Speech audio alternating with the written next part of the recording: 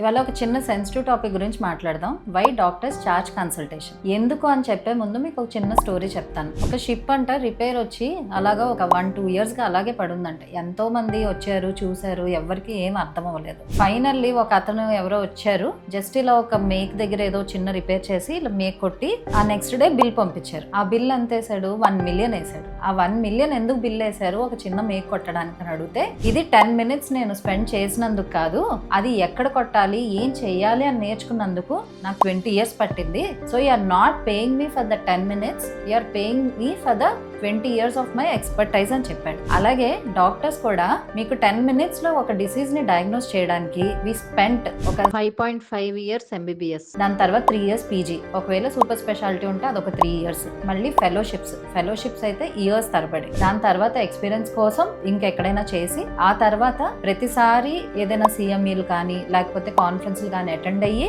వాటి గురించి knowledge gain చేసుకుని మీరు వచ్చినప్పుడు ఆ డిసీజ్ వెంటనే 10 minutes లో చెప్పడానికి we did lot of hard work behind the scenes. So దానికోసం మీరు బేసికల్లీ పే చేస్తున్నారు. సో మీరు ఈ 10 minutes కోసం మాకు పే చేయట్లేదు, కానీ ఆ 10 minutes లో డయాగ్నోస్ చేయడానికి ఇన్ని ఇయర్స్ మేము కష్టపడ్డాము, so that you will get a good diagnosis and good treatment. కాబట్టి you are paying us. Hope you understand. Thank you.